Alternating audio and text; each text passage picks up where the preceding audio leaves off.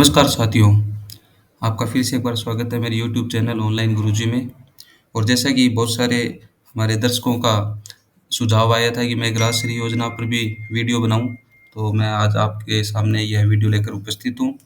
इस वीडियो में हम जानेंगे कि राजश्री योजना जो राज्य सरकार की ओर से महत्वपूर्ण योजनाएँ हैं बालिकाओं हेतु, उसमें हमें किस प्रकार से आवेदन करना है, किस प्रकार के क्या-क्या लाभ है, उसकी पात्रता क्या है। तो हम यहाँ पे सर्वप्रथम जो स्क्रीन पे आदेश दिया हुआ है, कार्यालय निदेशक प्राथमिक शिक्षा राजस्थान बीकानेर का 11 फरवरी 2022 का, उसको हम एक बार देख लेते हैं। इसके अंदर दिया हुआ है कि पात्रता हेतु क्या-क्या शर्तें हैं। तो ऐसी बालिकाएँ जिनका जन्म इसको थोड़ा ज़ूम कर देता हूँ ताकि अच्छे से दिख सके।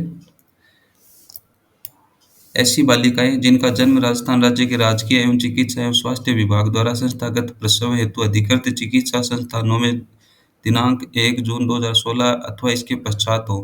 मतलब जो 1 जून 2016 के या तक या फिर उसके बाद में जो पैदा हुई लड़कियाँ हैं उन्हें ही इस योजना का लाभ मिलेगा। इसके लिए योजना में तृतीय एवं पश्चातवर्ती किस्तों का लाभ लेने के लिए पात्र होंगी जिन्होंने महिला एवं बाल विकास विभाग द्वारा प्रदत्त प्रथम व द्वितीय किस्तों का लाभ प्राप्त किया हो। यहाँ पर दोस्तों एक खास बात यह है कि जिन्होंने प्रथम और द्वितीय किस्तों का लिया है उन्हें तृतीय और चौथी किस्त भी मिलेगी। इसके लिए योजना का लाभ राजस्थान के मूल निवासी एवं जन आधार कार्डधारी प्रसूताओं के लिए ही देय होगा। आवेदन पत्र के साथ पीसीटीएस आईडी संलग्न करना अनिवार्य है, जिसे pregnancy child trekking and health service management system कहा जाता है। उसके लिए यह आईडी आपको ममता कार्ड जो होता है उसके ऊपर मिल जाती है। पीसीटीएस आईडी ममता कार्ड जो होता है उसके ऊपर आपको मिल जाती है। इसकी एक शर्त और ये भी है कि योजना अंतर्गत तीसरी एवं पश्चातवर्ती किस्तों का लाभ एक ही परिवार में अधिकतम 2 जीवित संतान तक ही सीमित होगा। मतलब 2 जीवित संतान होनी चाहिए, उससे ज़्यादा संतानें नहीं होनी चाहिए तभी ये लाभ मिलेगा, अगर ज़्यादा होती है तो फिर ये लाभ नहीं मिलेगा। उसके बाद में आगे देय आर्थिक सहायता उसके अंदर दिया हुआ है कि पहली कक्षा में प्रवेश पर तृतीय किस्त के रूप में एकमुश्त 4,000 रुपए प्रदान किए जाएँगे और राशि बालिका के अभिभावक संरक्षक के बैंक खाते में डायरेक्ट बैलेंस ट्रांसफर के माध्यम से स्थानांतरित की जाएगी।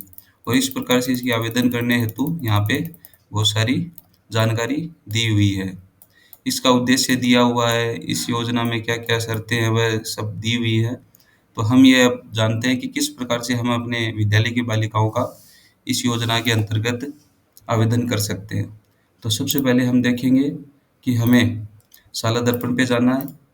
शाला दर्पण पे जाने के बाद में संबंधित विद्यालय जो है वह अपने कार्मिक को मैप करेगा। मैप का मतलब इस योजना को चलाने के लिए अधिकृत करेगा, फिर यह योजना उसी की स्वयं की आईडी से ही वह चला पाएगा। जितने आवेदन है वह उसकी आईडी पे शो होंगे विद्यालय से संबंधित और वह उन्हें आगे प्रोसेस करेगा। तो इसके लिए मैं आपको बता देता हूँ कहाँ से मैप होगा। आप अपने विद्यालय में जाइए, वहाँ कार्मिक जो ऑप्शन है उसमें जाइए और वहाँ पर कार्मिक में ऑप्शन जानने के बाद में यहाँ पर आपके सामने बहुत सारे ऑप्शन दिए हुए हैं। यहाँ पर आपको विद्यार्थियों के अंदर भी बहुत सारे ऑप्शन हैं।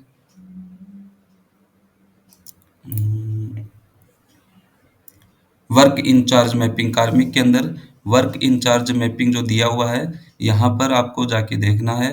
कार्मिक में जाना है, राइट साइड में वर्क इंचार्ज मैपिंग है, यहाँ पर वर्क इंचार्ज के लिए आपको यहाँ पे सब कार्मिकों को नियुक्त करना होता है। तो यहाँ पे सेलेक्ट रोल है लेफ्ट में, यहाँ पर Rajshri incharge, CO, nodal, pre matric incharge, post matric incharge, good touch, bad touch incharge, training incharge, ये सब है। तो मान लीजिए यहाँ पे हमें राजश्री इंचार्ज करना है, तो अब इसे सिलेक्ट करेंगे और यहाँ पे बहुत सारे कार्मिकों के नाम आएंगे, तो जिनको भी हमें सिलेक्ट करना है उनको सिलेक्ट कर देना है और ऐड कर देना है। ऐड करने के बाद में यहाँ नीचे वो सभी कार्मिक अपने यहाँ नाम देख लेंगे, वो उनका नाम आ जाएगा। उसके बाद में हमें यहाँ से लॉग आउट हो जाना है। लॉग आउट होने के बाद में हमें फिर से शाला दर्पण का फ्रंट पेज होम पेज खुलेगा। हमें यहाँ पर जाना है, यहाँ पर जाकर देखना है तो राजश्री कहाँ पर है, तो इसके लिए हमें थोड़ा स्क्रॉल करके नीचे जाना है और यहाँ पे हम देख पा रहे हैं कि ये राजश्री का लोगो यहाँ पे दिख रहा है। हमें इस पर क्लिक करना है।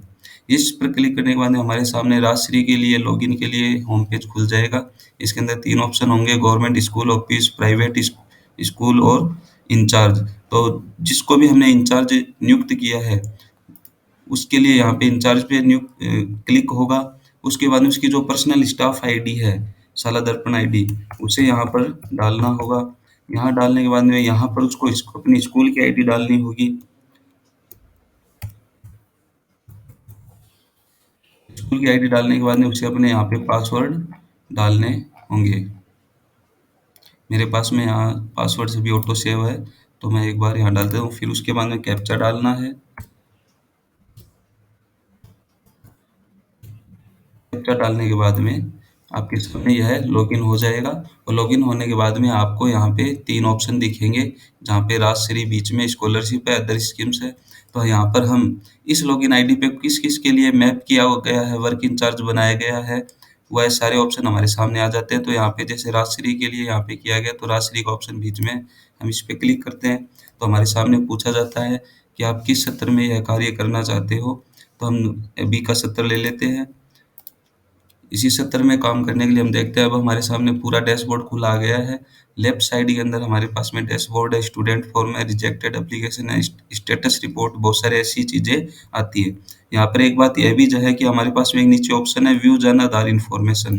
हम इस इन्फॉर्मेशन के साथ माध्यम से किसी भी अपने जो बालक बालिका है उनके जन आधार नंबर हमें पता है, लेकिन उनके पर्सनल व्यक्तिगत जो जन आधार नंबर है वह नहीं पता है, तो हम पूरी जानकारी यहाँ से ले सकते हैं। परिवार का जन आधार नंबर यहाँ पर डालकर हम पूरे परिवार की जन आधार रिपोर्ट यहाँ से ले सकते हैं।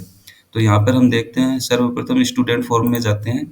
स्टूडेंट फॉर्म में यहाँ पर हमारे सामने जो एलिजिबल गर्ल्स हैं उनके पहले से ही रिकॉर्ड आ जाता है कि कक्षा 1 में 5 गर्ल्स एलिजिबल है और कक्षा 2 में 3 गर्ल्स यहाँ पे एलिजिबल है। यहाँ पर हम देखते हैं कि टोटल गर्ल्स अप्लाइड 1 है, अभी तक लॉक्ड बाई स्कूल 1 है। यहाँ पर स्कूल से लॉक करने के बाद में ये पीओ में जाता है और बाद में आगे का कार्य पीओ करता है। पीओ से लॉक होने के बाद में डीओ के पास में जाते हैं और डीओ वहाँ पे इस आवेदन की जो देखने के बाद में जो राशि होती है वो डाली जाती है। तो यहाँ पर हम जो कक्षा 1 के सामने एलिजिबल स्टूडेंट्स की संख्या 5 है उसके ऊपर जाकर क्लिक करते हैं। क्लिक करने के बाद में नीचे यहाँ पर हमारे सामने उन सारी जो बालिका है उन सब के नाम हमारे सामने शो हो जाते हैं। उसके अंदर हम देख पा रहे हैं कि हमारे पास 5 बालिकाएँ थी, उन सब के सामने हमें शो हो गया। एक जो छात्रा है उसका हमने लॉक कर दिया है। यहाँ पर हम देखते हैं कि अब हम किसी अन्य छात्रा का किस प्रकार से फिलअप करते हैं फॉर्म वो देखते हैं। तो मान लीजिए यहाँ पे हम ये पहली कक्षा की तमन्ना जो है छात्रा उसको लेते हैं, जिसके सामने स्टेटस में पेंडिंग शो हो रहा है। हम इसके एप्लीकेशन फॉर्म के सामने व्यू और फिल ऑप्शन दिया हुआ है, हम यहाँ पर जाकर क्लिक करेंगे। यहाँ पर क्लिक करने के बाद में यहाँ पर सारे ऑप्शन आ जाते हैं, सारी उसकी डिटेल आ जाती है और नीचे पीसीटीएस आईडी नंबर भी आ जाता है। अगर आपके पास में नहीं है ये आईडी नंबर तो आप यहाँ पे डाल सकते हैं स्वयं, या गेट पीसीटीएस आईडी से आप यह नंबर प्राप्त कर सकते हैं।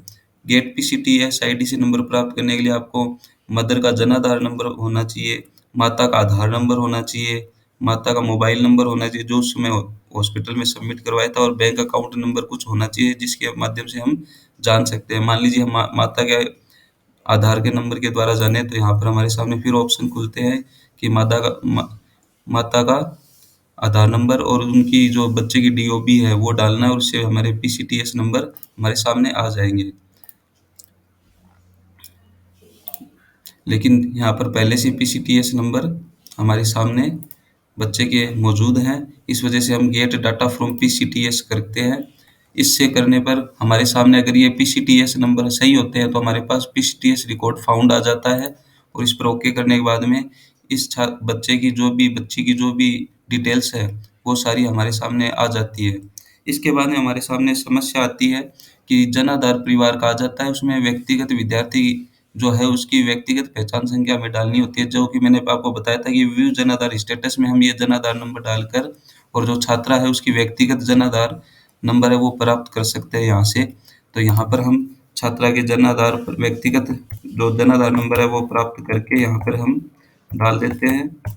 डालने के बाद में हम confirm PCTS and authentic Jan Aadhaar करते हैं, और यहाँ पर देखते हैं कि रिकॉर्ड सेव्ड सक्सेसफुली आ जाता है, और हमारे सामने यहाँ पर बहुत सारे ऑप्शन आते हैं। फॉर्म अभी तक फिल नहीं हुआ है, फिल ये हो रहा है। हमारे पास फिर से ऑप्शन आता है, इसमें आधार नंबर आता है, तो जो संबंधित बालिका उसके आधार नंबर माँगे जाते हैं, तो हम यहाँ पर उसके आधार नंबर डाल देते हैं। उसके पश्चात आधार नंबर डालने के बाद उसके पूछा जाता है इज़ पेरेंट्स अलाइव? तो यस करते हैं, एड्रेस डाल दिया जाता है।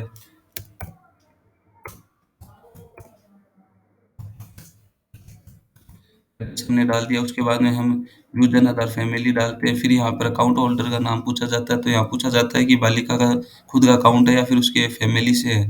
तो अगर बालिका खुद का अकाउंट है तो हमें यस करना होता है, वरना फैमिली हेड है तो उसके लिए हमें नो करना है।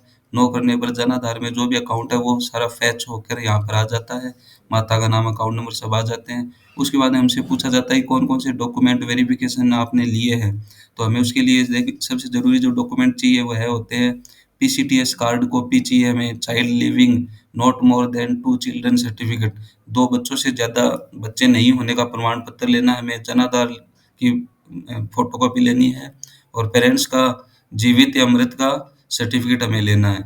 यहाँ पर हमें चारों लेने के बाद में हमें चारों पर यहाँ पे क्लिक करना है और हमें पीसीटीएस की जो फ़ोटो हमने ली थी, हमें उसे अपलोड करना है। उसे अपलोड करने के बाद में ये सब होने के बाद में हम यहाँ पर सेव एप्लीकेशन पे क्लिक करते हैं और सेव एप्लीकेशन पे क्लिक करने के बाद में हमारे सामने आता है कि application saved, last saved on 19/10/2023 और ये एप्लीकेशन है वो यहाँ पर सेव हो चुकी है। हम इसका प्रिंट आउट भी ले सकते हैं, यहाँ पे प्रिंट का जो ऑप्शन है इससे प्रिंट आउट ले सकते हैं और अपने भविष्य के लिए रिकॉर्ड में संधारित कर सकते हैं। साथ में अब हमारे सामने संख्या आ गई है कि टोटल गर्ल्स अप्लाइड 2, यहाँ पे 2 गर्ल्स आ गई है, तो हम यहाँ पर अब 2 के ऊपर क्लिक करेंगे। 2 पे क्लिक करने के बाद में हमारे सामने ये 2 जो छात्राओं ने अप्लाई किया है, हमने अप्लाई किया है, उनका हमारे सामने आ गया है। यहाँ पर हम देखते हैं, हमारे पास अभी भी ऑप्शन है कि हम लॉक करके आगे भेजते हैं पीओ के पास में या इस एप्लीकेशन को यहाँ पे डिलीट करते हैं। लेकिन हमें ये एप्लीकेशन पीओ को भेजनी है तो हम इसे लॉक कर देंगे और लॉक होने के बाद में ये एप्लीकेशन आगे पीओ के पास में पहुँच जाती है और इस प्रकार से हम राजश्री योजना में आसानी से संबंधित छात्राओं का आसानी से आवेदन कर सकते हैं। वीडियो अगर आपको अच्छा लगा हो तो लाइक एंड शेयर ज़रूर कर दीजिएगा। आपका दिन शुभ हो।